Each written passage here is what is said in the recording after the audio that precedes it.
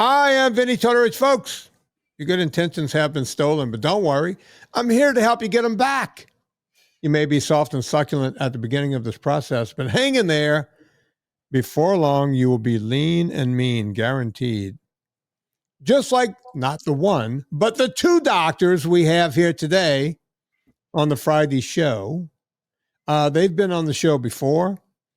They're actually a husband and wife team. And when I say doctor, I'm not talking about chiropractor, you know, the knuckle poppers MD. Although there's some of those guys I like. There's some guys out there talking about the good thing. I just hate when people call themselves doctors and you think they're a doctor. But if someone was dying of a heart attack on a plane and they said, is there a doctor on the plane? Chiropractor cannot stand up. Sorry. Just not going to happen. Matter of fact, a PhD is not going to stand up. So a lot of people, and by the way, a lot of PhDs I'm very close friends with, Nina Teichos, whose name will probably come up today. You need to be an MD or a DO to stand up on an airplane. Maybe they'll tell me otherwise, but I see one of the two doctors shaking his head going, yes, you got to be one of those two before you can stand up and say, stand back. Stand back. I can help this patient. I can help this person right now. We're talking about the beautiful Miss Laura Buchanan, or Dr. Laura Buchanan. It almost sounds like a soap opera. Dr. Laura Buchanan. And of course, her husband has a Hollywood name, but he has no relationship. I'm talking about Matthew Calkins. Yeah. Oh, yeah, they love you guys around here. Matthew, you were shaking your head vehemently when I was saying that. Like, when people go, when I first started doing this podcast, I was pretty naive, a babe in the woods. And people would come on and say, hey, I'm a doctor.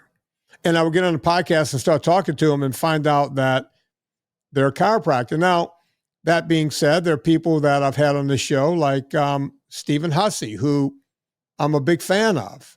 But he's not pretending to be anything other than a chiropractor who had a heart attack when he was very young and very fit. And that's what he talks about. He's not pretending to be a medical doctor. He tells you, this is what I am. Some of these doctors would come off as, hey, I'm an MD, but they're not. Any comment on that, Matt? I've been doing this for 7 years in training and 1 year practicing. And I would still hesitate to raise my hand even in an airplane if somebody needed a doctor. So I think you need as much and as long as training as possible in order to take care of somebody like that. But let's be honest. Let's say I'm the guy that killed over on the plane. Mm-hmm. And I can have a chiropractor or a guy with 8 years experience. And you're the only two choices. I'm choosing you. Yeah, I'll step up. Right, but I mean, that's the thing. I mean, that's the litmus test. We're on an airplane. We're in this tube doing 500 miles an hour, and these are the two options. Yeah, this guy, baby on the plane. Yeah, exactly. A chiropractor can't do that, right? Not that I'm aware of. I'll tell you, I do see a lot of walk-in urgent care patients, and they say that they go to chiropractors for their musculoskeletal pain, and that it helps them. And I love it. I love anything we can do to decrease medicine, fix the underlying problem. I'm a big fan of. Listen, I have a lot of, I played football all the way through college, and I have a lot of degenerative neck thing and this and that and the whole thing. And I've tried, the aforementioned Stephen Hussey is one of the few chiropractors that's ever done they call it an adjustment, but they're basically just working a little nitrogen out of the joints. And you feel good momentarily. That's basically what chiropractors are doing, folks. They're not realigning joints. I've cut cadavers, right? I was in gross anatomy just like these two people. I just didn't continue after that. There's no way you're moving joints around. If you see the way the human body is constructed, or any animal for that matter, let's say you're a deer hunter or whatever, try to move the vertebrae around after you skin that deer and see what happens. It ain't going to happen. It's just not going to happen. Now, Stephen Hussey has done it, and I feel really good. I've gone to other guys where I left the chiropractor feeling worse than when I walked in, right? I'm trying to use these people the way they should be used as a glorified masseuse. But the bottom line is a lot of masseurs and masseuses are better, right? So it's kind of like doctors, right? The last guy finishes last in his class, they still call that guy doctor, but you don't want to go to him, right? Yeah.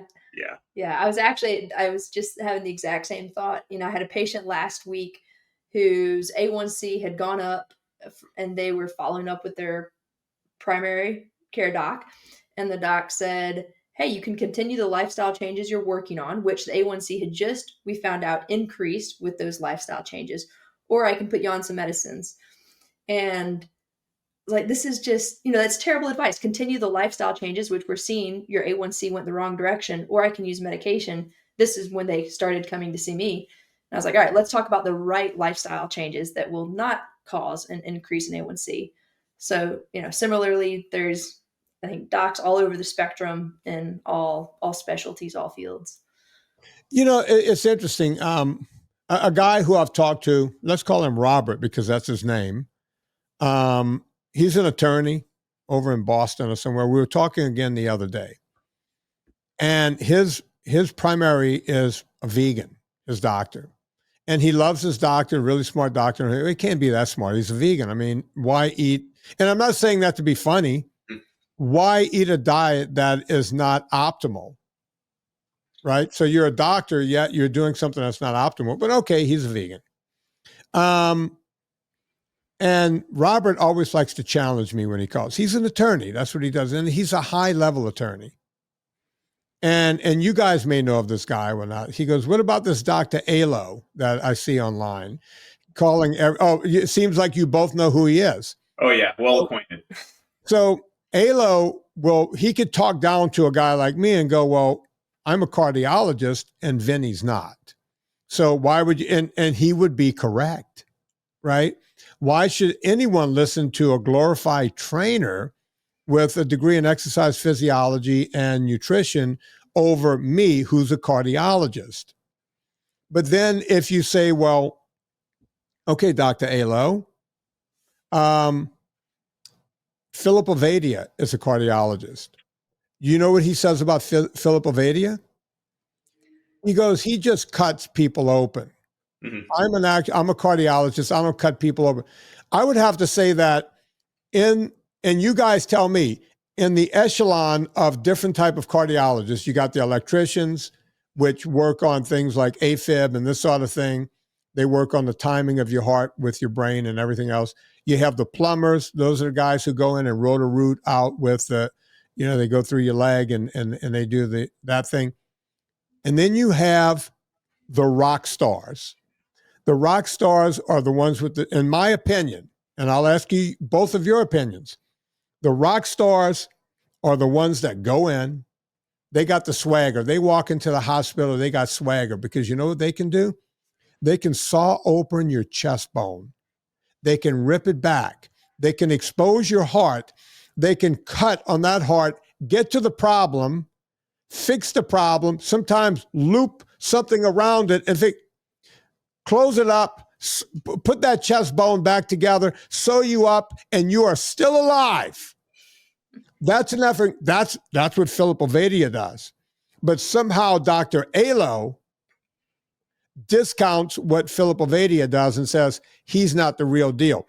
And I'm not just saying Philip Ovadia. He discounts anyone who agrees with you shouldn't be eating a high-carb diet. What say you guys? Laura, you're cute. You go first. So 100% cardiovascular surgeons, incredibly impressive. The what they're able to do and what they do to save people's lives on the operating table is amazing. I've seen those operations and never could I ever perform one of those myself. The thing that Alo, actually, I won't say anything badly about him, but I highly respect Philip Ovadia and many other doctors, cardiologists, cardiovascular surgeons who, like you have seen, reverse people's metabolic disease, great reverse diabetes through lifestyle and not just throwing medications. If you listen to Alo and many of the things he recommends, he says you put a statin, then you're never going to have a heart attack, which is just crazy.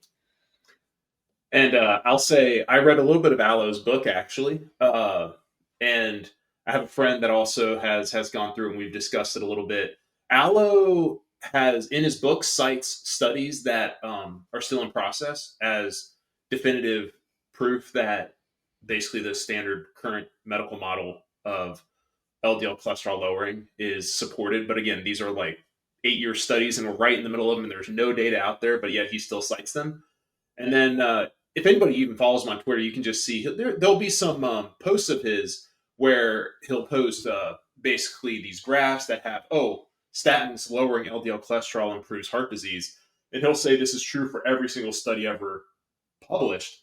If you actually look at what he posted, even a little picture himself, if it's a meta-analysis, there will be a lot of studies that don't show any benefit, right? And he still says every single study shows benefit. So there's a lot of, I think it's a scientific communication problem that we're dealing with in medicine at the moment, where I think giving him the benefit of the doubt, maybe he wants to dumb it down for people, but at the end of the day, it just creates the totally wrong messaging. Well, you guys are doing what all doctors do when they come on the show, right? You guys, and I get it. You have to be somewhat diplomatic, right? And I completely understand. I mean, one time I had Robert Lustig sitting in your position one time, and I asked him something about Michael Greger. And he goes, well, Michael Greger is okay, and this and that and the whole thing, right? By the way, a guy that's never done residency, so he's not really an MD, right? He graduated with a medical degree and then never went anywhere. But if he puts on the white coat and put a stethoscope around his neck and call himself a doctor, he's a doctor, right? Yet, did you guys know that? He never did his residency. He never became a doctor. Again, I didn't realize that. Yeah, he can't stand up on the plane and go, yeah, I'll take this one, right? Because he's never completed. He knows if he stands up and that person dies, and then they go and check and find out, oh, he's not a real doctor. He's not stupid enough. He might be stupid enough to stand up on a plane, but actually I think he's a smart guy. He's a super smart guy because he's been duping people for years. So I said this to Robert Lustig on this very show. I said, well, Robert's going, doing the same thing you guys are doing, being diplomatic. And I get it. Doctors have to be somewhat diplomatic. The problem is, I said, well, Robert, he says that if you eat even one egg per week, it can promote type 2 diabetes. And there was a big, long silence. And Robert goes, really? I went, oh, yeah. He goes, no, really? I went, go to howtosaveyourass.org or whatever it's called. And it's right there, front and center. You don't have to go far to find it. Right?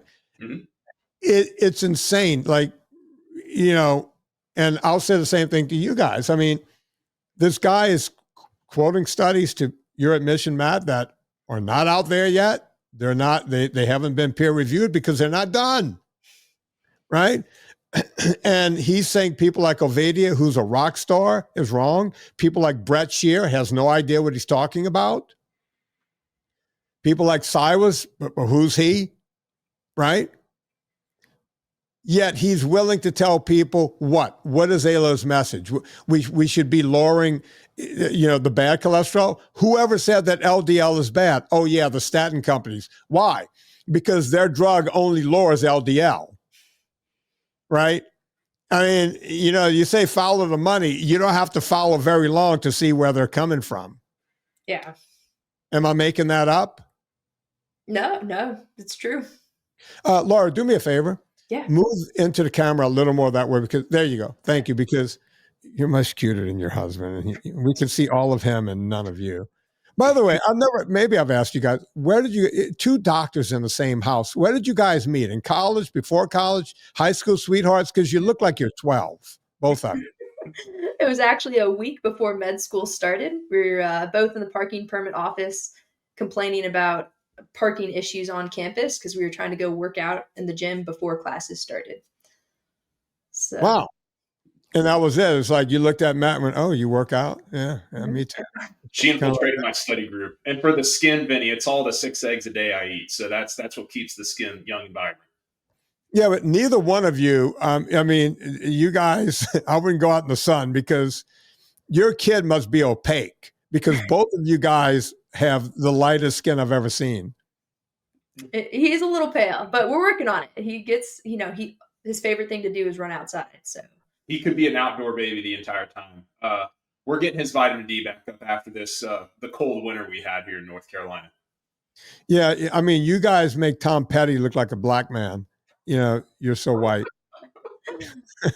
Did you guys have a lot of cold? We had. I'm right above you guys in Virginia. We had like 3 or 4 snowstorms this year, which is more than I like.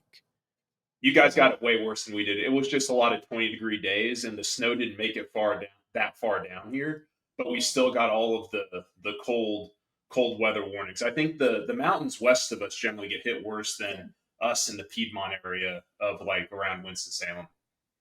Yeah, we usually count on West Virginia mountains to stop everything from coming here. But a lot of days when I would talk to my buddy up in New York, we were colder than them. Mm-hmm. And I was like, well, how is that even possible? But, it's funny because on Saturday, 2 days ago, we're recording this on a Monday, I was in the gym working out. And I was like, you know what? I never ride my mountain bike ever anymore. And I have pretty much a brand new mountain bike that was given to me by Specialized several years ago, like a top of the line. I looked this bike up online after they gave it to me because I wanted to see what they were giving me. It was like a $9,000 bike. And they just handed it to me and said, here, we're big fans over at Specialized. And I was like, are you sure? Can I give you something? And they're like, no, it's yours. So I'm on my beautiful, it's like, I got this beautiful bike. It's 58 degrees today. I'm just going to go in the shed and pump up the tires, make sure I'm going to oil up the chain. I'm going to make sure that because it's got, the hydraulic brakes onto the disc and all that. I'm going to just make sure everything is in working order. So I spent about 45 minutes doing that. And I said, you know what? I'm just going to go find my mountain bike shoes. And folks, I'm telling you this for a reason. So I went and found my mountain bike shoes. Wasn't very hard to find. I was like, I wonder if I got some, where are my biking shorts? Well, I know where they are because I use them on my spinner, right? So I found my favorite biking shorts. And then I found the backpack, right, with all the stuff in case you get a flat. And then I looked around and I went, tomorrow is daylight savings. That starts tomorrow. It's 3:00 right now. I can be at the mountain. There's a local mountain near me. And I think I can be there in about 15 minutes. I just threw that thing on a rack on my car and just went out for an hour just I wanted to test it out. And I got to tell you, folks, sometimes if you just start doing something, right? It's like, next weekend.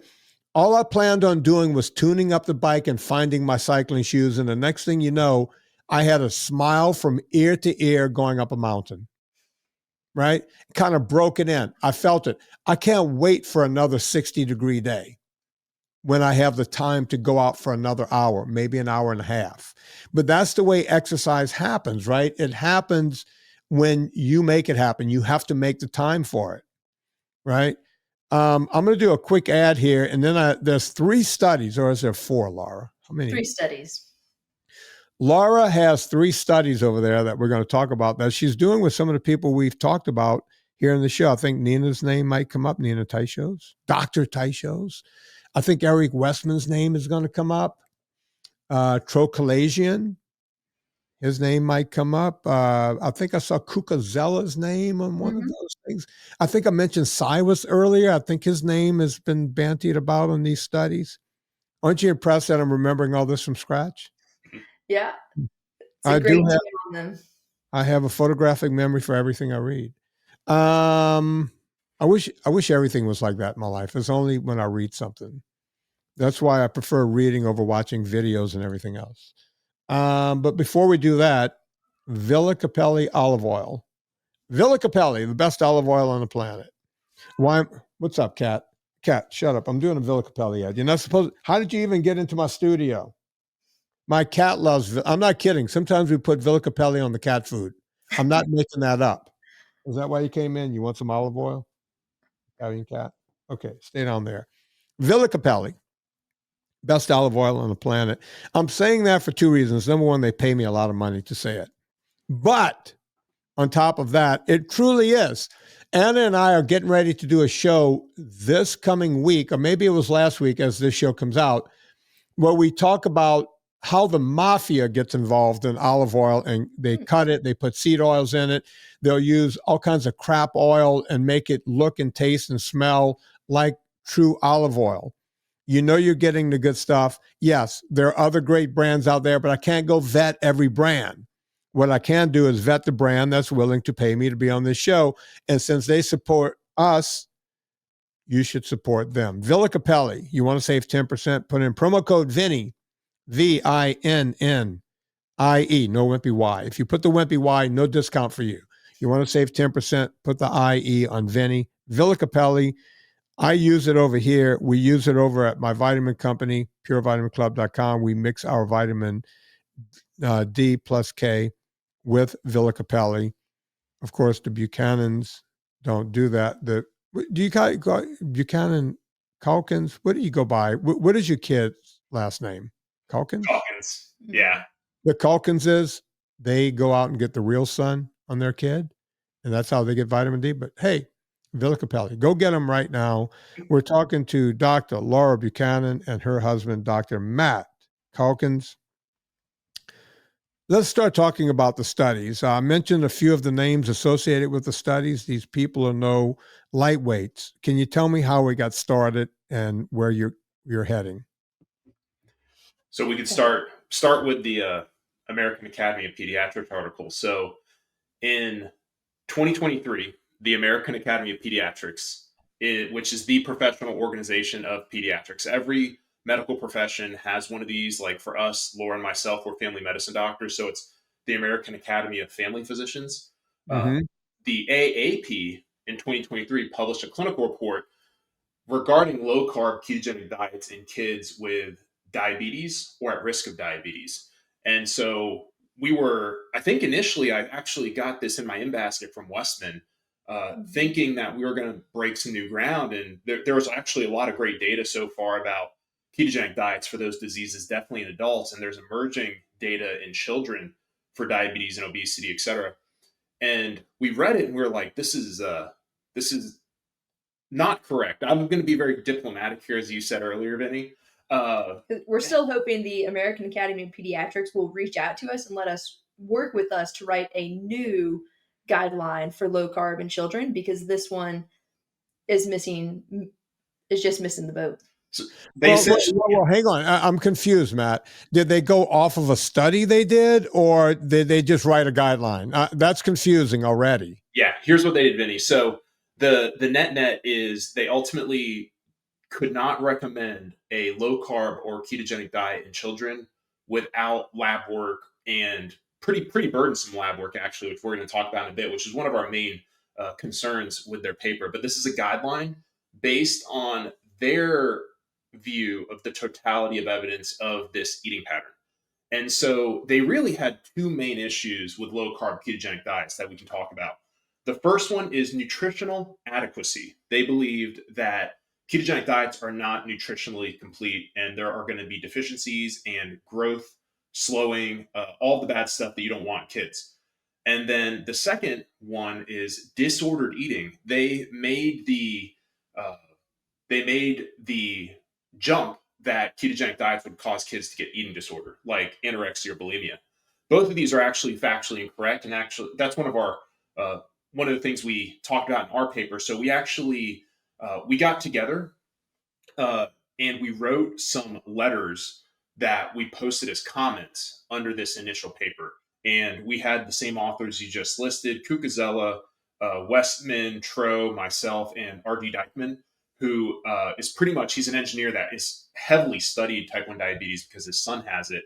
And he realized just through mathematical modeling that the current standard of care doesn't work. The current standard of care, which we'll get into in a bit, actually causes high blood sugar, period. So we wrote two different comments because there was a little bit of a word count limit, and we were hoping that they would choose those comments underneath this guideline to actually become a letter to the editor, so we could have some back and forth information with them. That didn't happen. It was largely crickets for about 3 months, and we basically said, you know what, we need to publish these comments as a single paper so that if this were to ever happen again in the future, you just cite our paper about why this is not. They make some false equivalences, and some errors in their judgment and thinking, honestly. So that's what we did. We ended up making a one document, basically our rebuttal to their guidelines. We published it in the Journal of Metabolic Health in 2024, I believe, or it was late 2023, early 2024, about why they're wrong and why ketogenic diets should be offered. It may not necessarily need to be the standard of care because you need to have a motivated family and a motivated patient to do it, but it should be offered for people because of the already amazing data out there and the very poor standard of care. All right, so hang on. Before we get too far into, so I want to go back. They said that it could augment growth in the child. Based on what? What were they claiming that you can't get from eating protein, which causes growth, and fat that causes energy? What am I missing? Yeah, this is perfect. This is the major issue with the paper. Their citations, and Matt went through every single one of them, but 18 of 19 citations were looking at epilepsy, and so children with epilepsy who were consuming a 4-to-1 ketogenic diet. A 4-to-1 ketogenic diet means 90% of the calories are coming from fat, and only 10% of calories are coming from a combination of carbohydrates and protein. So almost no protein in their diet, which would be problematic. Exactly. I'm not saying this to you. My job here is to dumb it down for the consumer. Yeah. So continue on. So this is the background of ketogenic diets in kids. So in the early 20th century, probably around 1910, we had only 1 or 2 medicines to treat seizures in kids or adults. And if a kid were to have a seizure through those 1 or 2 medicines, they would die. They would just go into what we call status, which is a continuous seizure, and that's not really great for the brain. What we found, though, is that you can put a child on a ketogenic diet, which increases the ketones in their blood and their brain, and that actually raises their seizure threshold. We found that the higher fat you give a child, the more ketones they made, which are life-saving, especially when, again, there's only 1 or 2 medications to treat seizures. So that is, from the pediatrician's perspective, the only legitimate use of a ketogenic diet in children. What they did in this guideline, though, is they were looking at children with type 1 diabetes and type 2 diabetes and obesity, which is also, like, right off the bat, that's a terrible thing to create a guideline over, because you could not be more distinct diseases than type 1 diabetes versus type 2 diabetes and obesity, metabolic disease, etc. So that is another issue that we can talk about in a bit. When they did their review of the literature for ketogenic diet in children, as Laura said, they had essentially 15 citations. Every single one of them was for a 4-to-1 ketogenic diet to treat epilepsy, which is a different diet for a different disease than what we're interested in. Their recommendations from looking at a 4-to-1 ketogenic diet is that they want physicians, if a child in a family decides to go on a ketogenic diet, even 16 years old, 17 years old, right up until 17-year-old in a day before their 18th birthday. If a child or their family goes on a ketogenic diet to treat type 1 diabetes, type 2 diabetes, or obesity, and this is even a well-formulated ketogenic diet. So the modern thing we use to treat metabolic disease is a modified Atkins, as you talk about on this program, basically a well-formulated, the no sugar, no grain ketogenic diet. They want you to check 14 labs 5 different times in the first year for a child that goes on a ketogenic diet. Just imagine real quickly being the parent of, say, a young child, and then they say, hey, you could try this diet, but because of all of the nutritional concerns around it, we're going to have to check your kid's blood work 5 times this year. As a parent, would you offer that to your kid? Probably not. I wouldn't. I think this can't be It sounds a little hocus pocus. I mean, my friend, rest in peace, Jim Abrams, when he found the diet for his son Charlie, they wanted to do a lobotomy on Charlie Abrams. That's where they were. He was having nonstop seizures around the clock, and they were like, "Hey, we're going to try these heavy drugs." You know, like giving an infant the equivalent of phenobarbital. Yeah. I mean, Jim would tear up. He teared up when we did Fatta documentary. He got teary-eyed. We had to stop the camera 2 or 3 times. That's, we're talking, if people don't know who Jim Abrams is, he did some of the funniest movies in history, Airplane, all those cop movies with O.J. Simpson and all that, where, it was a spoof on all this different stuff. One of the funniest Hollywood writers ever. We had to keep stopping the camera for Jim to gather, get himself together, right? That's how passionate he was. They wanted to give his infant, Charlie, phenobarbital and all this other stuff. And they were talking about removing a section of his brain. This sounds archaic in this day and age, right? Yeah. I mean, when I watched One Flew Over the Cuckoo's Nest as a kid, it was archaic to watch the movie back then. That was still going on. That we were doing shock therapy to people to try, and then cutting a piece of their brain out, right? But that's what One Flew Over the Cuckoo's Nest was all about. They wanted to do this to an 18-month-old baby. Can you imagine? You guys have a baby. Can you imagine a parent and a doctor going, "This is what we must do"? And Jim just he was reading everything he could read. There was no internet back then. And he happened upon a medical book that talked about the ketogenic diet being something that worked. He walked in, opened the book up, showed it to his doctor and said, "Why can't we try this?" Do you know what his doctor told him? No. He said, "Well, you're going to have to give your kid a lot of animal fat, which could cause a cholesterol problem, and he could die of heart disease." Can you imagine? They wanted to dope his kid up. Do you know what you guys know what phenobarbital does to a person? I have a friend who's had a lifetime of seizures. He lives on phenobarbital and other drugs. Half the time, he can't tell you his name. And the other half of the time, by the way, his going to the bathroom is sometimes once every 7 to 10 days because of a drug backing him up. His whole life has been misery, right, from drugs. Can you imagine having an 18-month-old going through this, just zonked out, and then getting a lobotomy?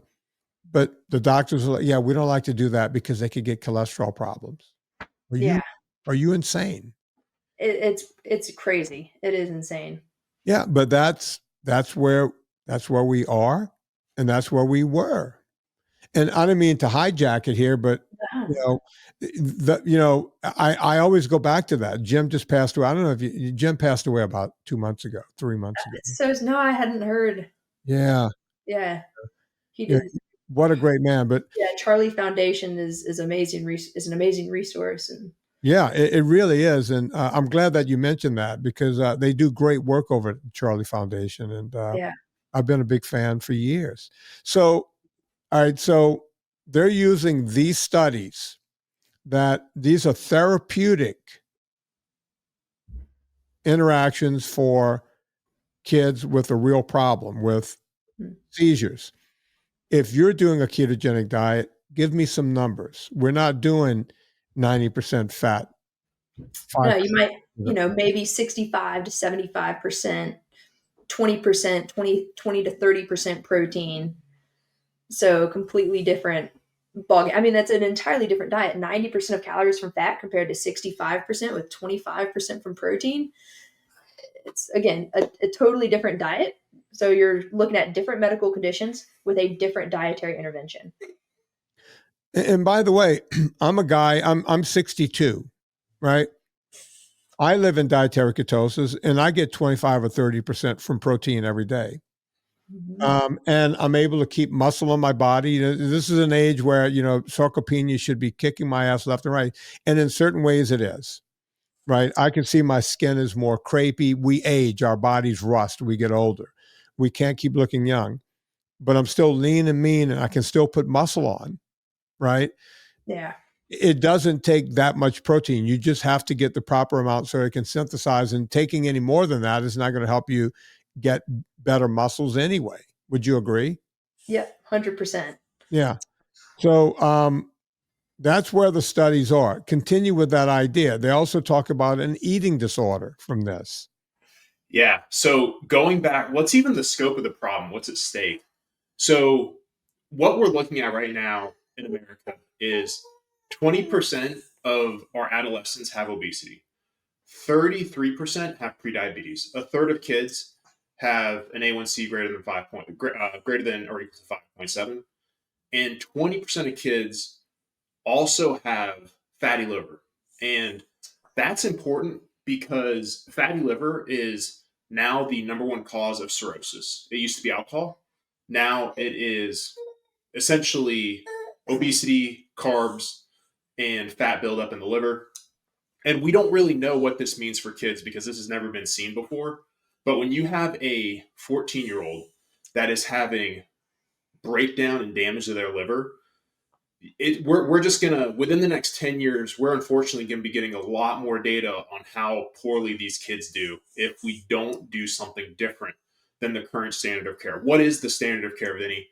The American Academy of Pediatrics says that a child should get 45 to 65% of their calories from carbohydrates, which for a active 16-year-old boy is around 450 grams of carbs a day. This is regardless, by the way, if you have type 1 diabetes, type 2 diabetes, obesity, fatty liver, whatever. This is both for quote unquote healthy kids and also the most severely metabolically unhealthy kids out there. So to them, when they say we cannot endorse a ketogenic diet, you are actively endorsing the standard of care that is causing the current standard of care outcomes. This is what they actually recommend, and they want these outcomes to continue. Laura can talk a little bit more about the type 1 diabetes outcomes because that's going to be a good segue to the next paper. But to finish the disordered eating, essentially they cited 3 main studies for this. And if you actually read the studies, like they spent probably 2 paragraphs and cited 3 studies on this in total. At the end of the day, Vinny, based on these studies on these other papers, none of them per se implicated low carbohydrate ketogenic diets in eating disorders, period. None of them. There's no data that eating patterns, low carb eating patterns cause anorexia, bulimia, or any other disordered eating. What they did is they said there's a theoretical concern. If you were to talk about any eating pattern, then that could predispose to disordered eating. But in reality, that would make it so that a Mediterranean diet or a low-fat diet or a vegan diet, a vegan diet, any of these would cause disordered eating, period. And so they actually had another write-up. This was published back in the 2000s about vegan diets. And they actually endorsed vegan diets, and they didn't have these concerns for that. They and even in their own guidelines published in that year, they were different guidelines specifically for obesity, but different guidelines published in that same year state there is zero concern of physicians discussing eating patterns causing eating disorders for any other eating pattern. So why is it that we have this concern for ketogenic diets, yet they emphatically do not state that this exists for any other eating pattern? Yeah, look, I've always said, people think I say it as a joke, but I've always said that veganism is the only eating disorder that is perfectly okay. Because it's not meant to be a joke. It's an eating disorder. You're purposely cutting out animal protein. And if you don't have to go any further than the teeth in our mouth to know that we should be eating animal protein. Right? I mean, Yeah. I get it. you can have all the vegetables you want. They're not bad for you. And I'm not one of those guys that think that vegetables are out to kill us, right? I think that's a crazy notion also. Call me nuts. But we've survived quite well on eating vegetation and meat and dairy and eggs for not just millennia, but tens of thousands of years. Perfectly fine. And we've only had this problem in the past 30 years. So you got to wonder what happened 30 years ago. Well, I did a whole movie on what happened 40 years ago, at this point, 45 years ago, with the McGovern Commission and what went on with that. And if you don't think politics can cause a problem, that was all politically based, right? It started off as a good thing, right? It's funny how everything comes full circle. Everyone wants to hate on RFK Jr. right now, but most people don't know that his dad, RFK, was the guy that, say, hey, let's put together this McGovern Commission because, it's from the Democratic playbook. Do you guys know this? You're probably too young to know this, right? I didn't know it was JFK. All right. So RFK, Robert F. Kennedy Sr., JFK's brother, long after JFK was dead, the left, and by the way, I'm not on the left or the right. I don't talk politics on the show. I'm just telling you what the left did. Yeah. They've always gotten poor Black people to vote for them by saying, hey, we'll give you free stuff. Just vote for us. Right. And they looked around and went, hey, down in Mississippi, Louisiana, and all these areas, there's a lot of poor people. If we could give them free food, then we can somehow buy their votes again. It's brilliant when you think about it, is how politics are done. So they went about their way and said, hey, let's start a commission to figure out how we could come up with a free food service. And that was the McGovern Commission, started in 1968. Now, if you think about government commissions nowadays, let's take a current one. Like there was a commission like last year for the January 6th thing that happened back, the Trump thing about 4 or 5 years ago. That commission met for what, 2-3 weeks, something like that, right? The McGovern Committee went on for 10 years. They figured out food stamps right away. They went, hey, we'll just give these, it looks like monopoly money, give this to the poor people. If you qualify under a certain amount of income, you get this monopoly money and it works just like real money at the grocery store. Good. We're taking care of the hunger problem. But the committee didn't end. By that time, people talk about what Ansel Keys did back in the late 50s and 60s. Ansel Keys got in there. And by the way, folks, if you want to know who Ansel Keys was, he was kind of like the Anthony Fauci of his day. So think Anthony Fauci, except it's Ansel Keys, right? So he goes, wait, this committee's still meeting and they're talking about nutrition? Let me meander into that meeting and let me show them some data, right? And Ansel Keys was a bully. Ansel Keys could get stuff done, just like Anthony Fauci is a bully, and Anthony Fauci could get stuff done. I don't care if you hate him or love him. This is not political. I'm just telling you that that's who these guys are, right? One thing leads to another. The committee keeps meeting and meeting for 10 years. 10 years. And at the end, they were tired of meeting. And I show it in my movie, in fact, a documentary. They threw their hands up and said, let's just pick one. Okay. Even your kid is upset about this. They go, let's just pick one. Okay. Meat is bad. Eat more carbohydrates. And then a few people stood up in the meeting and said, wait a minute, that's not a good idea. And they're like, we're done meeting. We're going with that. Ansel Keys is right. Everyone else is wrong. Yeah. And by the way, look what happened. Because right after that committee ended, we started following a food pyramid and on and on and on. Oh, your kid can walk already. He's all over the place. He likes doing planks. What's his name? James. James. Oh, so cute. Yeah. Yeah. Yeah. I notice he's got the red hair. Don't let that kid out in the sun. He's not going to fare well. So that's basically what happened. Politics aside. And that's when everything started going haywire. I started seeing it in the 80s. As soon as I started practicing, people started talking about, hey, if you don't eat fat, you can't get fat. And I'm like, wait, what? I've always thought of fat as energy. You need this energy, right? I used to think if you don't get enough fat, you don't have enough energy, your body's going to use protein, you're going to lose your muscles. That's what I thought back in the day. And they're like, no, Vin, you're wrong. If you want to spare muscle, get more carbohydrate and you can spare muscles. Like, how does that work? There's a little truth to that, but it ain't the whole story. What say you, Laura? You get adequate amounts of protein, and then I think most of the other calories, you're better off if you consume them from fat.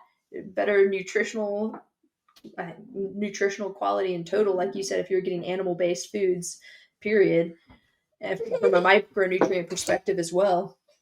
And you don't need to worry about carbohydrates for protein sparing. Yeah, no, so we agree wholeheartedly on that. So let's move on to the second study, if you don't mind. Yeah. Because I think James is going to want to eat at some point. What else you guys have over there? So the next one is a publication in the Journal of Metabolic Health from the Society of Metabolic Health Practitioners. And it is basically that organization, I'm one of the board members, our guideline for type 1 diabetes using TCR, therapeutic carbohydrate reduction, or low-carb ketogenic diets for individuals with type 1 diabetes. And the initial part of the guideline, we're just talking about what are the current standard of care outcomes, basically. And like Matt said, from the AAP, recommendation 45 to 65% of calories from fat. You're talking about like in an 8-year-old, I just found this from one of the large hospital organizations, a kid, again, 8 years old, consuming 240 grams of carbohydrate per day. With type 1 diabetes, those individuals are not making insulin, so they're having to use exogenous insulin for the most part. So for all of the carbohydrates they're consuming, they have to calculate their insulin dosing. The more carbohydrates you consume, the higher the insulin dosing, the more room there is for error and the more complications you see. So currently, if a child is diagnosed with type 1 diabetes before the age of 10, they have a 14 to 18 year shortened life expectancy. And just 15 years after diagnosis, they have an over 70% chance of nerve damage, over 30% chance of eye damage, and 5% chance of kidney damage. And you start looking at across the board complications like amputations, heart disease, dementia. It's much higher in these populations than those without type 1 diabetes.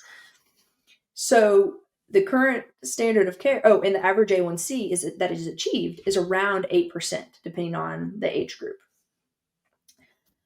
When you go and look at some of the studies that have been completed in people who have type 1 diabetes following a low carbohydrate ketogenic diet, the outcomes are incredible. So type 1 grit, it's a Facebook group actually that people can join if they have type 1 diabetes and they want to eat keto. And there was a paper that was published. This was back all the way in 2018 now. You would have hoped it would have sparked more excitement and interest here. But it was over 300 people with type 1 diabetes following a ketogenic diet. And they achieved an A1C of 5.7%, or 5.67% actually. So in the normal range, while using less than 50% the amount of insulin that the average person with type 1 diabetes attains. So real quickly, just compare that again. We were just said the average A1C is 8% with all of these complications with the standard of care. This group of individuals had a normal A1C with half the insulin requirements. Are you familiar with Bethany McKenzie? I don't think so. You need to know who she is. You can look her up on Instagram. I think her thing is Let Me Be 83. I'll let you know. I'm gonna look it up right here for you. Yeah. There she is. She and her husband's a medical doctor. They were in my movie. And their son, River, when he was very young, came up with, turns out one day, all of a sudden, they figure out he's got type 1 and their Ooh. life gets turned upside down. And, they're just living. What's the thing? She's Bethany McKenzie. But I think there's also a thing called Let Me Be 83. Yes. Yeah. Sorry. I do know Beth. When it's Bethany, I just threw me off. Yes. Doing some incredible work. Yeah. And they've done a documentary, and I had them in my documentary. So she, every time she went to bed, she would think to herself, will River be alive in the morning? Right? Because this is a nightmare of parents who are dealing with kids with type 2. I'm sorry, type 1. Yeah. Right? Yeah. 100%. And again, her husband's a medical doctor, and he's a he orthopedic surgeon, right? So they're doing everything, giving him all the new fancy drugs and everything, and they got him all, but I mean, with these fancy drugs, these quick acting insulins, you go up, you go down, it's like you're chasing, it's like being a drug addict. You're chasing a high all day long. And she was losing her mind. And one night, I think River had an episode or something. She was able to jab him quick enough and save his life. She can't go to sleep after that. She's on all these different groups and the whole thing. She sees something about, ketogenic diets, and she starts going down the rabbit hole for type 1s. And she puts River on a very low carb, very high fat diet, notices that he's not having the type of reactions anymore. Not only does he not need the fast acting insulin, he can go get the insulin that costs maybe I'm exaggerating, like $10, $15 a month. The old stuff, like the kids, when I was in school, whenever the kid would go off, they would give him the slow acting insulin, and then he would get to rest for an hour or two and not have to go to class until he came back. And then, so not only they're not using the expensive drug anymore, they're using a drug that's antiquated because you don't need the other stuff. Turns out this is going on for a couple of months, and River is like living, and the whole family, the other kid, the husband, they all went on the diet with the son because they didn't want him to feel weird. Yeah. Right? She goes into her doctor, her pediatrician, and says, this is what I've been doing. Oh my God, you got to tell this to other patients. They called child care services on her. They wanted her arrested, and they wanted to remove River from the home. If her husband hadn't been an MD and was able to step in, they were going to go down that road of you're killing your kid. We got to take this kid out of the home. Now, long story short, I mean, she became an advocate. That's why I had her in the movie, and they did their own movie. I wish I could remember the name of it, Laura, but I can't. I was trying to, yeah. If you could pull it up on your end, that would be great. But they did a documentary, and I've had her on the podcast several times. She, like I said, she was in Fata documentary. River is now an athlete. If you saw him, he's like built like a brick shit house. He's a tennis star. He plays every sport. And by the way, still eating a low carb diet, still living in dietary ketosis, and just thriving at life. And to see it, they wanted to remove this kid from the parents. And their whole movie was how this happened to several parents where they were doing this with their kids and they wanted to remove the kid from the home. This is what's going on, folks. Yeah, so the documentary is The Diabetes Solution. Yeah. But yeah, I mean, in that same paper that we were just talking about with Matt, if you follow the table for the citation, basically that gives the recommendations, the first step, if a family comes to you asking to use TCR and asking for help, is to convince them to go to a well-balanced diet. If you don't convince them, then you go down the other path and get all the blood work and everything. Right. And this type 1 grit paper where these people had incredible results. You don't see this with type 1 diabetes. the over 25% of the individuals said they did not talk to their doctors about it because of exactly what happened here. They're concerned about being reported for child abuse or fear of just basically being convinced that they can no longer continue eating this way, which is terrible that they're having these incredible results. Their kids are doing so much better. Their families, everything is better. And yet the medical community is not supportive. Right. Right. It's insane. The whole thing is just insane. So, yeah, I just thought I'd bring that up. Now, I know we're running short on time and you have a hungry kid. Tell me about the third study. You and Troy and company, you guys are busy, by the way. I love that. We've got some fun stuff going on, that's for sure. So the third paper is our data from our employee wellness program that a company hired us to take care of their employees. And so we're trying to help people improve their metabolic health using ketogenic diets, intermittent fasting. And we had our data for the first 50 people that joined the program. We had 1 year data collected, and that was what the paper is published on in Frontiers in Nutrition.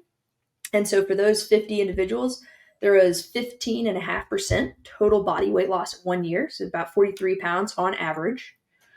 And what's even more exciting, I think, to me than that, is we also stopped 96 medications while people had improvements, which this will be a future paper, but improvements in A1C, blood pressure, reflux.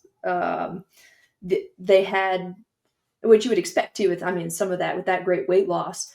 But to be able to stop 96 medications also is great for the employer, because now the employer is no longer paying all of those medication refills on a monthly basis. So it's about an average of $1,700 saved per person from medication deprescription. How big is the group that we're talking about, this company that's doing it? Company has over 5,000 employees total. Now, when we look at the group of people, basically we offered to the employees, hey, here's what we do. 200 people were interested. We selected 50 based on really medical needs. So if people were on medications like insulin or sulfonylureas that can cause dangerously low sugars, we selected for those people, try to help them. Same thing if people had more weight to lose. And then of those 50 people, there were 9 people who dropped out, 3 because they no longer worked for the company, and then 1 for kind of a family emergency that came up, and then 5 people who just voluntarily dropped out, potentially didn't want to eat that way. Right. It's interesting. I get invited to go speak sometimes, and I got paid an exorbitant amount of money to do 45 minutes at this convention. And I said, well, what kind of convention is this? And I said, it's insurance. And I was like, all right, which speech do they want? They want the cancer talk? Do they want the low carb talk? What do they want? And they said, well, they want the low carb / health talk. And I was like, insurance company, huh? Which insurance company is hiring me to do this? I was like, oh no, these are companies, not insurance companies. These are medium-sized employers who self-insure. I'd never heard of this before. Yeah. I said, wait, how does that go? And it's like, well, they find it's cheaper not to deal with an insurance company, but when something happens to their employees, they pay for it, and they do have supplemental on the back end in case someone's got cancer or brain tumor or whatever. Yeah. Then they'll go and hit that, but they pay a lot less in premiums to have that program, and they try to cover everything, medications and everything up front. And I said, how do I fit in this? They said, because they're trying to figure out how to get these people off of medications. So they were willing to pay, because I was like, they gave me a ton of money, a non-doctor, by the way, to go stand up there and say, this is how you do it. Right. And which I thought was odd. It's like, you guys realize I'm a fitness trainer, right? Yeah. And they were like, yeah, but we've seen, they saw fat and fat too, and the whole thing. And they were like, and we read your book. We want this information to be out to our people. Yeah. Right. So you can't really call it a groundswell. Everybody's waiting for some incredible groundswell. I don't think a groundswell is going to happen that way. right? We're all fighting big food, big pharma, big everything, and Yeah. we're small, right? And that's exactly what I said at that rally a few months ago when I was in Washington, right? And I know a lot of people aren't listening to this podcast anymore because I said, maybe JFK has the answers. And they'll go, how can you say anything about JFK? He's an asshole because, he doesn't meld with your politics. And my answer is always, well, what the fuck did the last guy do besides nothing? I'd rather a guy, even if he's wrong, I'd rather a guy that's trying something versus we're not trying anything. Yeah. I mean, the metabolic. I'm tired of sitting around not saying anything. At least we have a guy. Yeah, okay, you don't like he says something about vaccines. Okay, you don't like that. Nobody's going to ever like everything everyone has to say all the time. But if this guy's willing to go fight big food and big pharma, I'm standing up and going, yeah, you go, dog. You go do that. I just sounded like a gangster when I said that. You go, dog. It's pretty cool, right? That sounds pretty cool. Yeah. Yeah, no, I love it. I agree 100%. I mean, right now in our country, we have over 40% of people have obesity and over almost 40% have either prediabetes or type 2 diabetes now. So we are getting so metabolically sick, we have to do something different. Laura, I know you got to go, but can I ask you one more? Can we delve in just a few minutes, if you don't mind? Because I've been asking everyone about this when they come on, when I get the experts on. Where are you on GLP-1s and, semaglutides, the whole deal? And by the way, folks, I don't talk to these people about this before they come on the air. I catch them off guard with this one. So where are you? And maybe, I know Matt had to go take care of James. Yeah. Does Matt have a different opinion? Are you guys on the same page? If you don't mind me. Yeah, for sure. We're pretty much on the same page. In this paper, we actually did talk a good bit about GLP-1s. So we were able to stop 4 GLP-1 medications and have people continue or maintain the weight loss that they had. So typically when you read the big studies, people stop GLP-1 medications, weight rebound is huge, comes back very quickly. So I think that just shows the power, again, of the lifestyle changes that these people were able to taper off of these medications and maintain huge weight loss. We did start in this group of 50 people, we started 2 GLP medications. So the first one we started in someone who had a history of uncontrolled diabetes, who had already had amputations from his diabetes. And the other person was someone who was actually doing a fantastic job with the lifestyle changes, but was still having invasive food thoughts that were just, constantly during the day. And that was despite being in ketosis. So we tried a GLP and that person had great success, actually. So for the first time in their life, they no longer had these invasive food thoughts. So I think Matt and I both, we do use these medications, but I say we use them very sparingly. So there are, again, if someone has had potentially serious complications from their diabetes and maybe we're still not reaching as tight a blood sugar control given their prior amputations or prior complications, we're more, we might use it in that instance. It's not common. I might have in my whole practice maybe 10 people, probably a little less than 10 actually, that are currently taking GLP-1. So you're not just handing it out left, right, and center like candy, right? Because there's another ginger out there, Ben Bigman, who is, can I say ginger or is that off the page now? Where are you? I call James a ginger, so he's my son and I say it. That's the pot calling the kettle red. So Ben is in the same, Ben has been around semaglutides and Ben Bigman, semaglutides and GLP-1s and all that from the get-go, right? And he'll tell you that it doesn't teach you anything. Eventually, when you go off, you're going to gain the weight. And because of the nature of them, you can actually gain more fat cells as you're losing the weight. Your body may start creating more fat cells. So when you gain the weight back, you can end up, really going in reverse and killing yourself. And I've asked him, would you recommend them? He goes, there's some cases where if someone's 500-600 pounds and you can get the first 100 pounds off of them to get them in a safe area and teach them how to eat in the process, then you have a running start and you have a good chance. Because when you go from 500 pounds to 400, newsflash, you're not out of the woods yet, right? You Yeah. just pee in the ocean and hope it raised an inch. You still have to get down to a safe, healthy weight.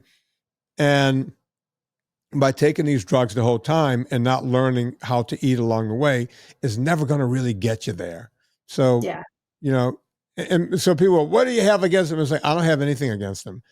I want everyone to lose weight and get healthy. But you got to learn something along the way. You can't just jab yourself in the thigh and go, okay, we're good, because it ain't going to work.